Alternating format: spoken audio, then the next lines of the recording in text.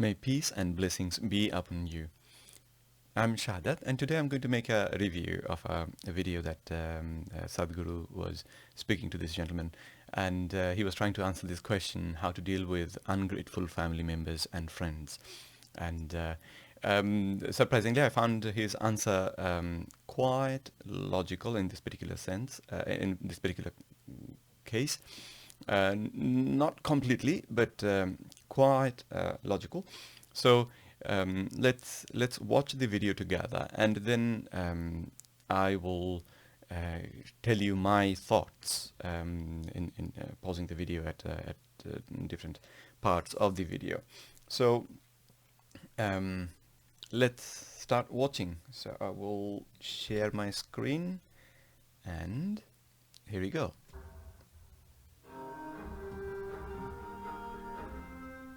Should I care and be concerned and put effort towards family who don't care about you as much? They are my family, but they don't care. They don't show any sort of appreciation for what I do and how much effort I'm putting. And they're so distant. They don't even wish during festivals or and we all have relationships in life, be it friends, be it family, be it colleagues. Somehow some people just are not grateful for having you, or don't give you the acknowledgement for the effort you put in towards this. So should you care enough to continue putting this effort towards them, or should you just cut them off from your life? I'm the cut-off batch. So this right from the beginning, my thoughts on the question is a very egocentric question. If you pay attention and listen to what he was asking, is it's all about me, me, me. They were not grateful towards me. They don't appreciate what I do. So this is basically taking yourself as the center of the universe, as they say. And that approach from the throughout the history, that approach never played out very well. That approach always make you bitter, make you look at others in a small way and try to belittle others and the rest of it. Rather, the better approach, the approach to be actually happy or feel happy about relationships, is to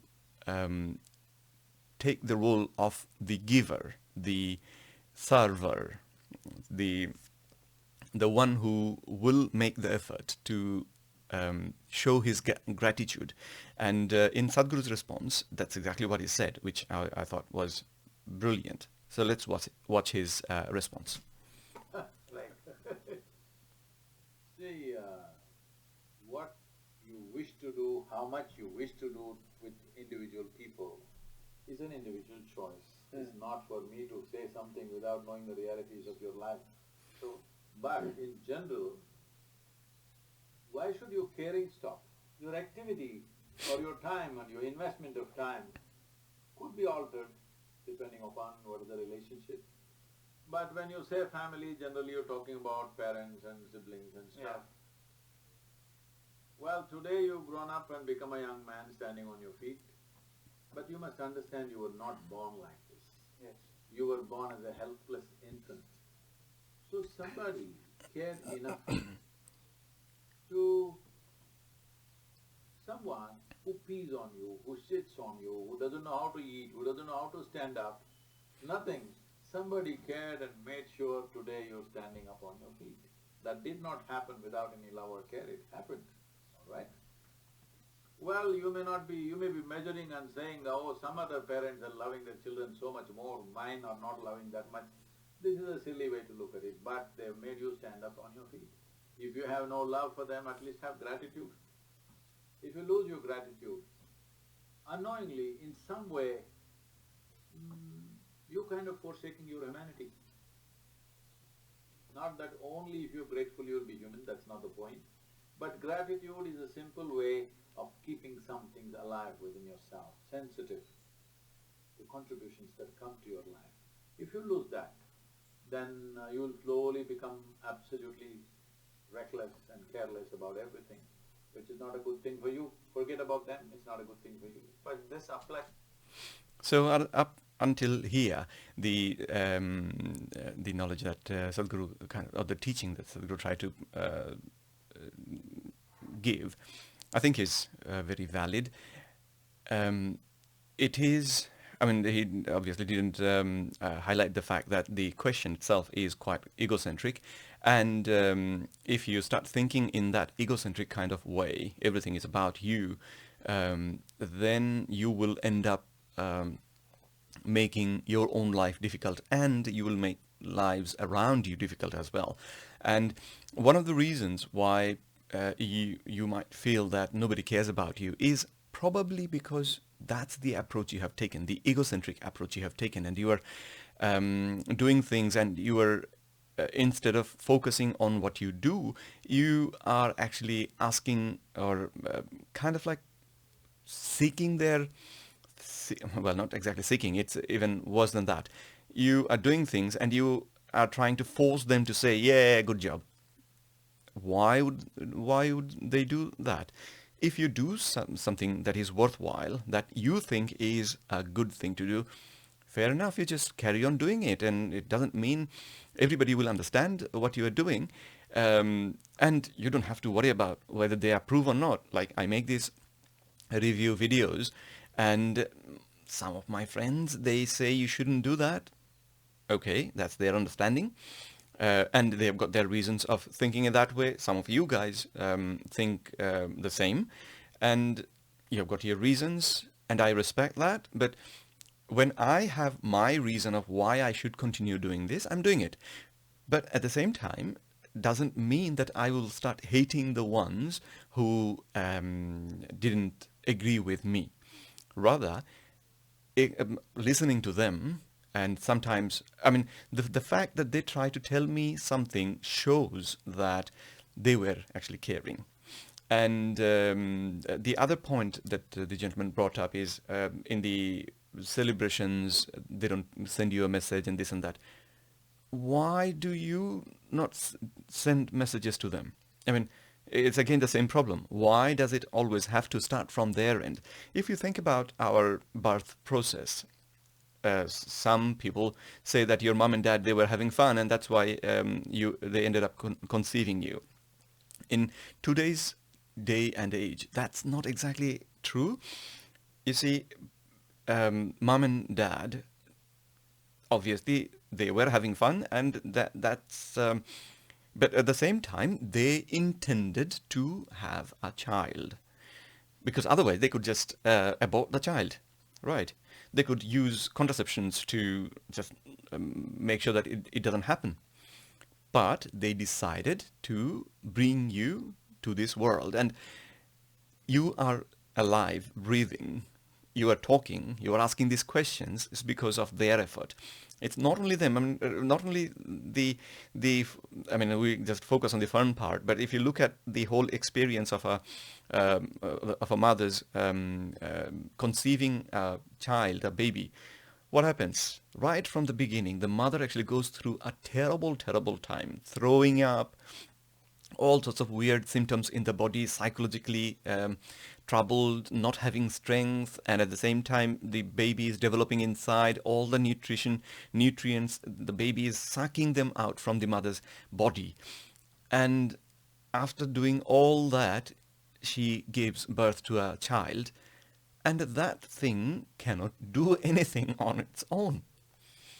And then she and the father actually dedicates their lives to make sure that this child grows up. They actually will put their life in the way if that will make sure that the life of the child is safe. They will do that. And so such a huge contribution, dedication to you, such a huge amount of love to keep you alive and help you to grow. How can you ever look at that and belittle that? I mean, no matter what you do, doesn't matter what you do, even if you build a universe, I mean, that's an example. Even if you do something like that, that magnificent, still you are indebted to your mom and dad immensely. So it doesn't matter who you are today. It doesn't matter who you are in any stage of your life. Your mom, dad, your family, you must always be grateful to them. And if you are grateful to them, you will see that the relationship becomes easier. If you constantly go back to them and make sure that their well-being is looked after, they will recognize that. Some people have a problem expressing their emotions. They may not express it the way you expect it, but they will show in their way that they care. They value your efforts. And even if that's not the case, you are still indebted to them. Okay, if you just think about the debt that you have towards your mom and your dad, you can never, never, never repay that. So be humble and treat them well. So, yeah, I agree with Sadhguru, but I think I would go even further. And interestingly, the Islamic teaching is exactly in the same kind of way. You guys always think Muslims won't accept whatever Sadhguru says, but this is something Sadhguru is saying, and Islam actually says a bit farther than this. One more step. Islam says, the idea of being grateful to your mother and father, that is one of the paramount important thing you can do. Even if they are not treating you well today, you still have to be kind to them. You still have to show respect, show your gratitude, and you have to have your love for them. Okay, so as the Islamic saying goes, the Prophet was asked, who should you care most about? And he said, your mother. And then he was asked the same question again. Again he said, your mother. Third time he said, your mother. Fourth time he said, your father. So that's how we look at mom and dad.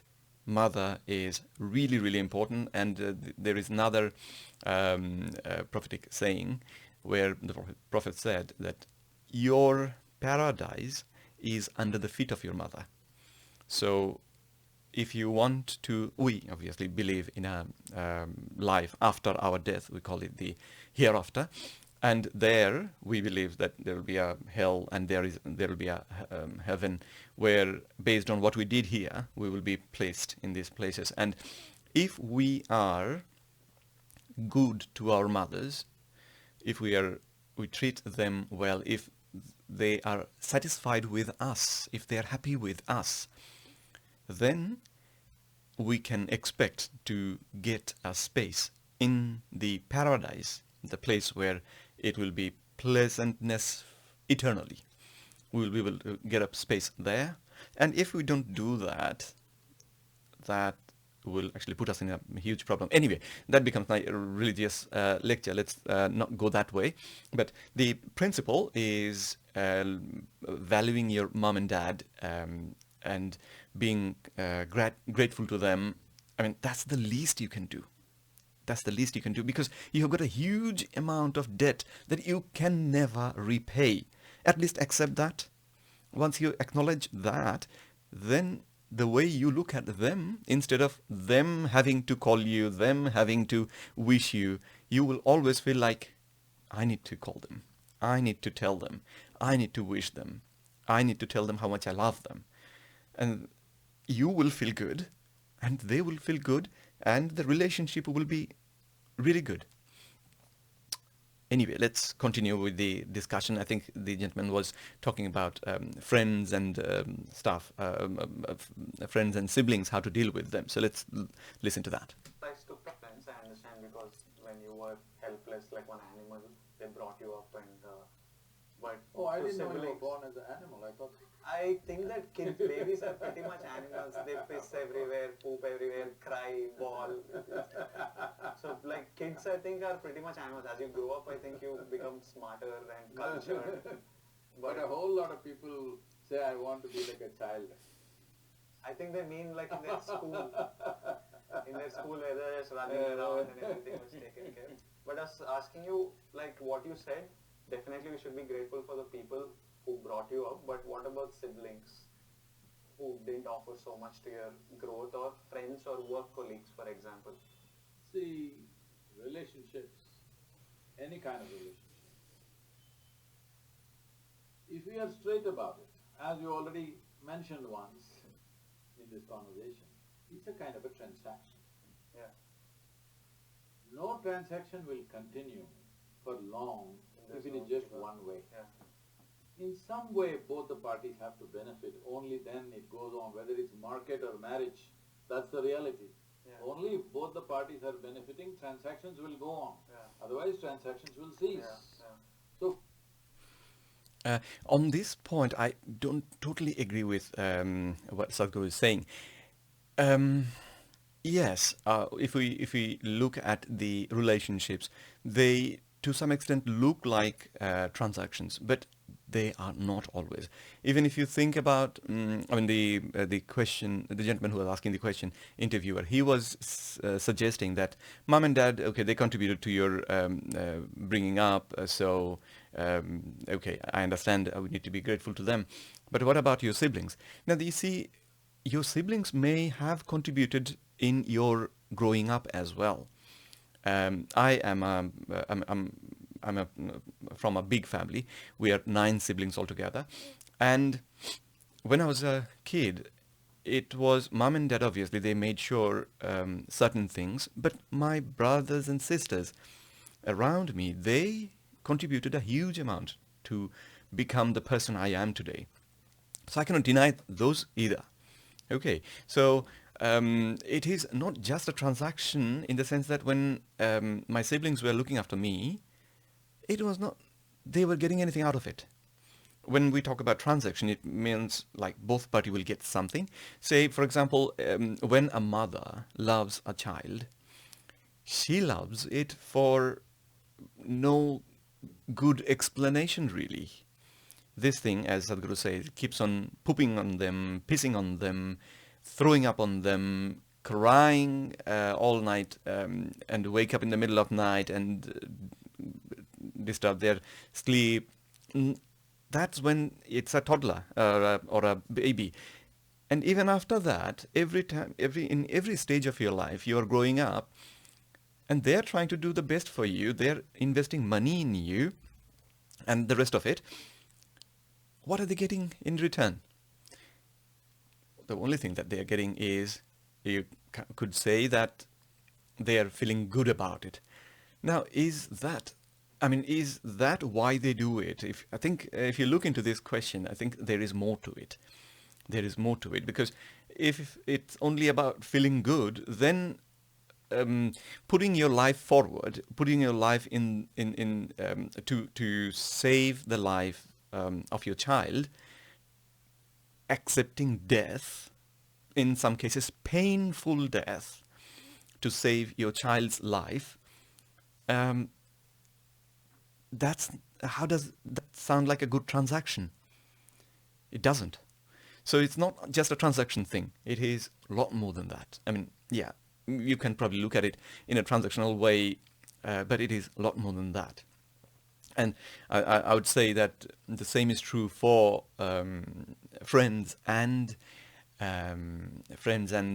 siblings. They haven't done as much as your mom and dad probably, but they contributed to your life in such capacities. They contributed to your life to shape the person that you are today. So if you pay attention, if you really look into their contributions, then you will find that you are grateful to them just because of their contributions. Anyways, but let's talk about let's take the transaction idea and see how it goes. Even though I don't really accept that relationships are only transaction. So for this you don't have to think, I want to cut off, I stop caring. Why? If transactions don't go on, slowly things Die down by themselves. maybe not die down, maybe absent for some time, somewhere you meet them and boom, once again you can hug them for some time. I'm saying relationships need not be thought in terms of, okay, it's over, I'm going to cut it off. This is a silly way of doing things. When transactions don't work, slowly, the wise way of handling life. My next Otherwise, when you cut relationships consciously like that, I'm going to cut it, you will turn friends into enemies. What is that for? Enemies need a lot more management than friends. Yes. So that was Sadhguru's teaching in terms of how you should do it. If you go quiet, then there will be a distance, and that is true to some extent. But I still have a problem with that. The problem is when I decide to go quiet, then it means I am actually cutting it. I decided to not care. I decided to not bother. And if I do it that way, then what is happening is it's me who is initiating this process of cutting it off. So because I am doing it, I will know that I have done it. And this knowledge of me initiated this distancing process will trouble me. It will cause problem to my peace. If the question, you see, the reason we look into this question, the reason we want to find out whether our siblings or friends or relatives, whether they care about us or not, is because deep inside we care about them. We care about what they say, we care about what they do. That's our stance. Okay, and because of that stand, we are now trying to judge, and we are getting angry, or we are taking offense when we are not receiving response from them. So if you look deeply, you'll understand that it is because I actually care about them. That's why I'm expecting all these things from them. So instead of just going quiet, if I consistently, always try to stay in touch with them, if I send the message when it's my birthday, we are in the tradition where my birthday, so everybody has to send me messages. Fair enough if people do that. But if nobody does that, what stops you from sending a message to all of them and simply say, it is my birthday and I thought about you because the contribution you made in my life, and I thought I'll send you a message. If you send a message like that to somebody who hasn't spoken to you in 10 years, he will give you a call and he will cry over phone. Or he will laugh, actually. Some people really laugh. So if you look into the actual question deeply, try to really understand, you see it is more of your problem. The reason you ask this question is because of your egocentrism, egocentric nature, and the solution is actually in your hand. If you just do things slightly differently, that will make a huge impact. And when you send a message to somebody, they may not reply. It doesn't matter, does it? It's only when they send you a reply, they can say nasty things, and that can make you angry. If they don't reply, that is good. If they send a good message, that is really good. And it is human nature when we tell somebody that we care about them, we thought about them, we think about them. It's a human nature. They will reciprocate. They will come back and tell you how they feel about you. So I think instead of just following exactly what Sadhguru said, just letting it die down, when you initiate the step of letting it die down, I think that in the long run will still keep on bothering you because you did it. Rather, it should be you keep on making effort from your side because you care. That's why you are making effort. You don't have to worry about the other side. And if they respond, fabulous. If they don't, doesn't matter. You just leave it on a side. Next occasion, next time, send them a message again. Simple as that. So, yeah, I hope you guys can see that I don't really disagree with Sadhguru all the time. If he says things that actually make sense, I do accept them. And in this particular case, I think, or this particular question, when you're dealing with this particular question, I think there are a lot more to it than what just Sadhguru just said. But again, it may be the limitation of time.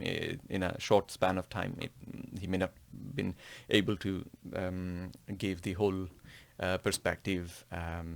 So yeah, we leave it at that. But hopefully, listening to my arguments, you guys will be able to find a better way of actually keeping in touch with your relations, with your friends, with your siblings and your mom and dad, and have, when you do that, you will be full of joy because you have done the right thing. You have made your effort, and that will fill you up with the joy, the exuberance that Sadhguru talks about. You will sit here and you feel like, yes, I'm a happy man or woman. So hope to see you again. Take care. Yeah, subscribe to my channel if you think it's worth listening to me. Okay, take care. Bye bye.